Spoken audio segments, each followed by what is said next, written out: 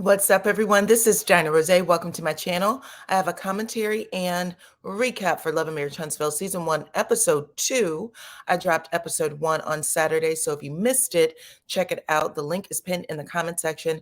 I told you guys a little while ago that I wanted to go back, revisit these episodes, and do a commentary on it because I actually started on YouTube with Season 3. So this is new from me.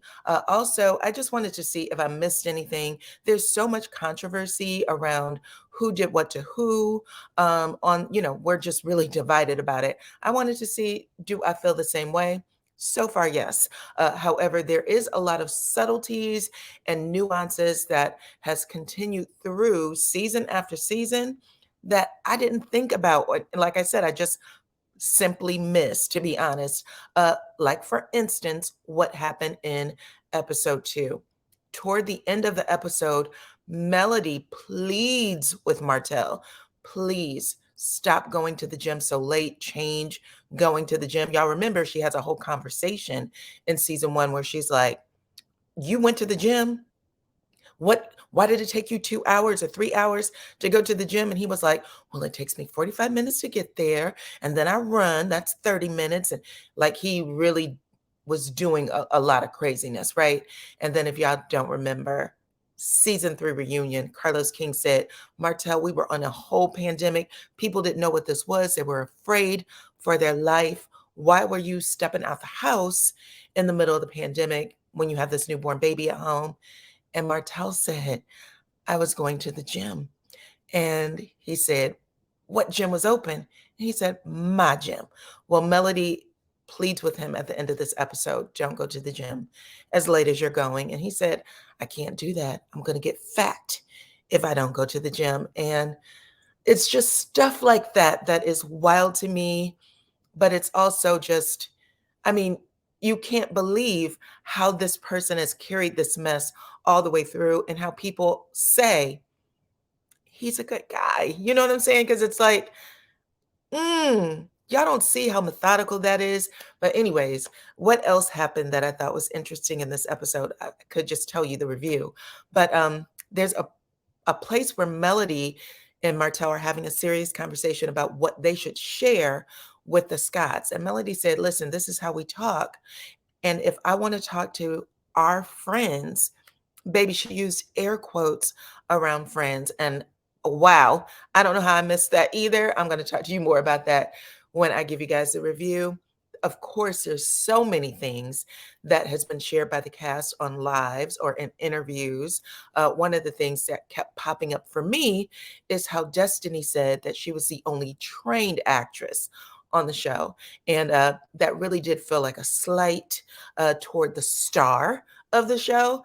But she definitely needs to tip her hat and give Scott 1.2, 1.0, and 2.0 their flowers because they are really good actors as well.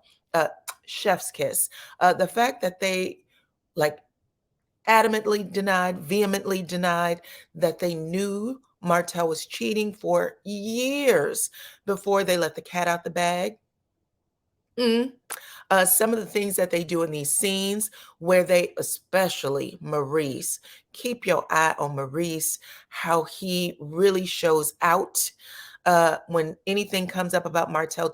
Oh, Melody shouldn't, and all this other stuff. It's like, what? That's all I'm going to say for that. We'll get to it in the review. And then the other thing, I do believe that it was Destiny who said this, as well as Martel. They both accused Melody of exploiting her marriage, the things that happened to her on the show, which, you know, everybody talks about their life on the show. At least that's what reality TV is supposed to be. So at some point, you're all exploiting your real life situations for the show. But the fact that they said that with a straight face, knowing that Destiny, the Scotts, everybody on the show have rode the coattails of Melody and Martel and what they had going on all the way through the last reunion that we had. It just takes a lot of guts, okay, balls, really, to say some of the things that we've heard year after year. But anyways, without further ado, let's talk about this review. Let's get into it. Before we get started though, please hit the like, subscribe, and your notification bell, because that's how others find me here on YouTube. Follow me on IG, TikTok, and on Facebook, because I post over there too. Thank you to all of my new subscribers for running my numbers up here on YouTube and on my other platforms. I could not be more appreciative to all of you. Also, thank you to everyone who comes over to support me, watch my videos, talk to me in the comments. I appreciate all of y'all for rocking with me, okay? So let me get up this first thumbnail. This is the opening scene. Again, this episode was called Respectful Cheating, and it is interesting, y'all. So let's get to it. So it's the morning after the dinner party had at Kimmy and Maurice's house, where Melody gives a hypothetical deal breaker about Martel cheating, then her forgiving him and trying to work through it, only to find out that he is still cheating. And this time, it's really disrespectful because his mistress had the unmitigated gall to address her over the phone. Now, I told you guys in my recap for episode 1 that it was actually Tisha who brought up the deal breakers. And from Martel's facial expression, that Tisha was poking at him and he wasn't cool with it at all. Now, just to jog your memory, Tisha's deal breakers was that Marsau could never cheat, call her out her name, or curse at her. And in my last video, I gave you guys examples of how Marsau met every one of those deal breakers. But I forgot this one, you guys, the one where Marsau and Tisha were having a date night at the cigar bar, and Marsau invited Melody up for a meeting. In that scene alone, Marsau cursed at Tisha, belittled her, made her cry, called her an insecure wife, embarrassed the hell out of her. And if you guys want to hear the rest, you can check out my review for episode 1. The link is pinned in the comment section. So Melody is getting dressed, about to head into the office. She's also on a business call about building supplies. Martel enters the room. Mel briefly catches him up on the call, and then Martel says to her he has some concerns about what happened at Kimmy's dinner party. He said he didn't like Melody bringing up conversations about deal breakers. Melody said, "Why? We always have those conversations." He said, "Because it always feels like you are digging at or coming after me." Melody said, "Well, baby, if you ain't got nothing to dig up or find out, you shouldn't be concerned." Martel says, "I'm not perfect." Melody responds, "Yep." Martel continues, "Now you've made the Scots curious. We're about to go into business with them, and they don't need to be thinking about what we got going on. If they tell one person, 100 people are going to know." Melody said, "If you don't want your business in the streets, don't do anything that shouldn't be in the streets." Then she said, "If I want to have a conversation with our friends," and she used air quotes when she said friends, she said, "I will do that." Martel said, "I don't want them insinuating that I'm cheating or that you're cheating." Melody said, "They're not going to think I'm cheating because I already said it's a deal breaker." In confessional, Melody said, "I would definitely get a divorce over cheating." Martel leans up to look her directly in the face because they're sitting side by side. And he said, "It sounds like you're trying to suggest something." Melody looks at the camera and say, "Oh, Martel." And then Melody leans all the way back. That was the first time they weren't shoulder to shoulder in confessional. The scene ends with Martel asking Melody, "Where are you about to go?" And she said, "To work." "Where are you about to go?" Martel says, "Home Depot." Next up is Marsau and Tisha. Marsau is getting his day started by shaving his head with a straight razor. Tisha calls out to Marsau, "Hey, babe, you not doing anything today? So what's your plans?" Marsau says, "Instead of asking me what my plans are, just tell me what you want me to do and I'll let you know." Tisha said, "I cannot with you, okay? I got too much going on with this bridal shower." Marsau questions her like, "A bridal shower?" She said, "Yes. Do you know how much work that takes?" He said, "Nerp." Tisha makes a feeble attempt to school him, and he asks in the middle of it, "When does MJ get his braces off?" And I promise you, he's not interested in that either, but he found it more useful than any information she could give him about a bridal shower. Tisha recognizes that he don't care about the bridal shower, so she claps her hand and said, "Communication." At the end of the day, we have to be on the same page because I don't want to happen to us what's going on with Melody and Martell. Marsau, in this pleading way, says, Tisha, you don't even know if anything's going on. Tisha said, well, word around town is that he has a whole nother boo thing. Well, the cat is out the bag that the town is Tisha, Marsau, Maurice, Kimmy, and Wanda.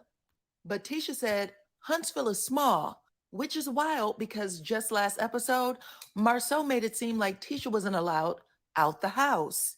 Anyway, there's a complete switch up in dynamics here. Whereas last episode, they were a fractured friend group who is trying to regain trust with each other. In this episode, Martel is Marsau's guy, and he tells Tisha, I'm not going to believe the rumors. Tisha asks, then what did Melody mean by respectful cheating and disrespectful cheating? Marsau covers his face with his hands in disbelief, and he said, I have no idea what she meant by that. Maybe she meant respectful cheating is like when you bring in a threesome and the other party knows. Then Tisha said, why don't you talk to your guy? I'll talk to Melody, my girl, and we'll see what's what. Marsau said, do I need to change the password on my phone? I can't have my guy getting caught, then you going through my phone. Tisha said, I will. Marsau said, you're going to need a subpoena to go through my phone. Well, hopefully Tisha got that subpoena because according to Marsau, those booty pics come to him on a regular now. Next up is Kimmy and Maurice. They are at home and Kimmy is about to make some fresh fruit and wine.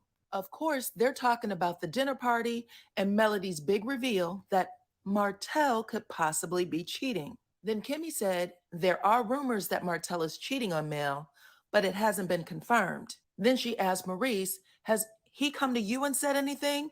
Maurice squints his eyes, y'all. It is the fakest scene you ever want to see, and said, no, of course not.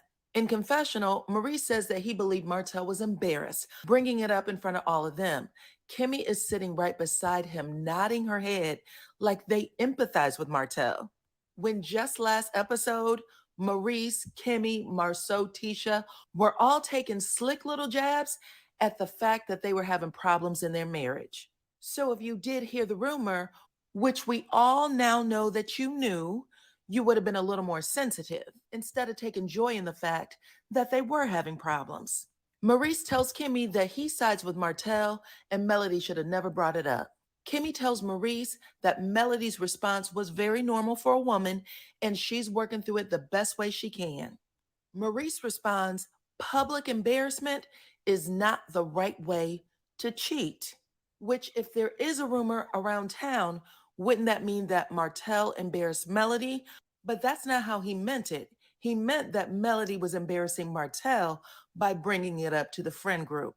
Now, Kimmy was enjoying the conversation when she thought it was about Martel and Melody's problems, but now Maurice is suggesting that there is a right way to cheat. And then she asked Maurice, do I have to remind you of my deal breakers? Kimmy said, I can't even fix my mind to think of any scenario where cheating would be acceptable. And one of the reasons I'm with you is because you very vehemently expressed how unacceptable it was for you. And in that moment, Maurice drops his head like he was guilty of something. And maybe he was, y'all, because we all found out in fourth season that Maurice and Marsau were hanging out with Martel and his mistress in Atlanta, where the Scott brothers were accused of being with quote unquote linebackers. When Melody asked Kimmy if she trusted Maurice with Martel, Kimmy said she did. However, anything that happened before they got married, she was going to give a pass to. So I guess Maurice met her deal breakers. Not to mention all of the ridiculous things said and implied on that fourth season reunion stage. But we're going to move on. Next scene. So Martel and Marsau are at the property where the comeback group is looking to build 2 homes.